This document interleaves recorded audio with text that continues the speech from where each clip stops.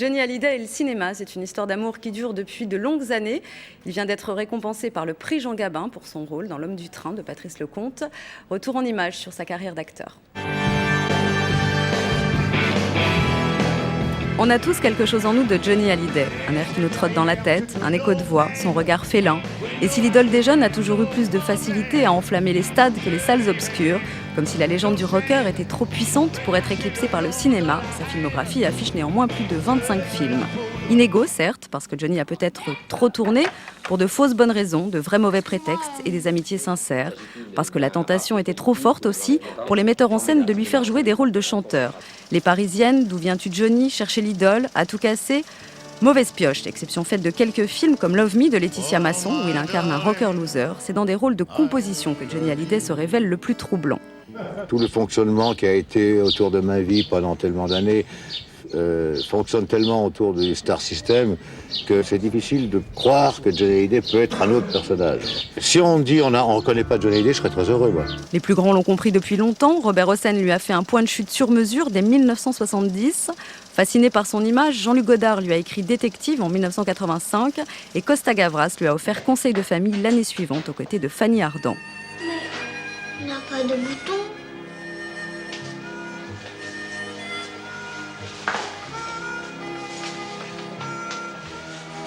Tu es magnifique. Plus récemment, d'un souhait exprimé à Patrice Lecomte en 1998, alors que Johnny Hallyday remettait un César d'honneur à Jean-Luc Godard, est né L'Homme du Train. Sublime face à face avec l'immense Jean Rochefort, entre un truand usé et un prof de lettres à la retraite, qui chacun rêve la vie de l'autre. Une performance entre mélancolie et envie d'avoir envie qui lui vaut enfin sa première récompense de cinéma, 48 ans après sa toute première apparition sur grand écran dans Les Diaboliques d'Henri-Georges Clouzot. Et pas des moindres, le prix Jean Gabin qui distingue depuis 23 ans un talent prometteur du cinéma français. Et ce sont deux autres tout jeunes comédiens qui l'admirent et vice-versa qui lui ont remis son trophée. Gérard Depardieu et Jean Reno. Oh, Johnny! Oh! Johnny, à gauche. En tant que comédien, c'est mon premier prix, alors je suis très, je suis très troublé et en même temps très heureux et très fier d'avoir ce prix, surtout Jean Gabin qui était un acteur que j'adorais. Donc,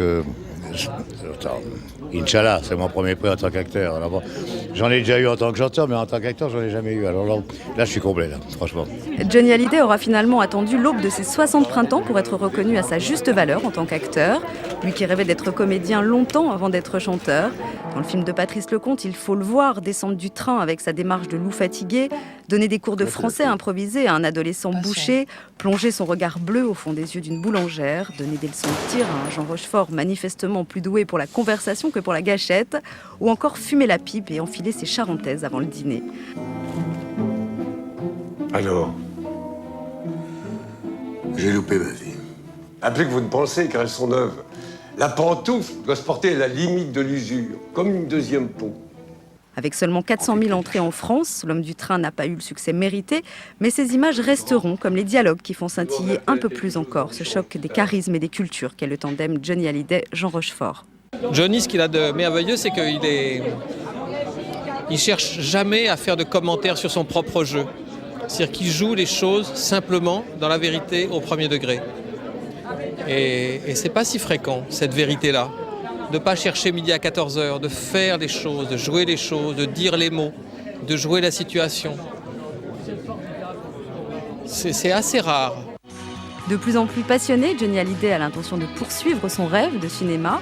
On le retrouvera en avril prochain dans Crime Spree de Brad Meerman, une comédie policière tournée au Canada avec Gérard Depardieu, Renaud, Saïd Taghmaoui et Harvey Keitel.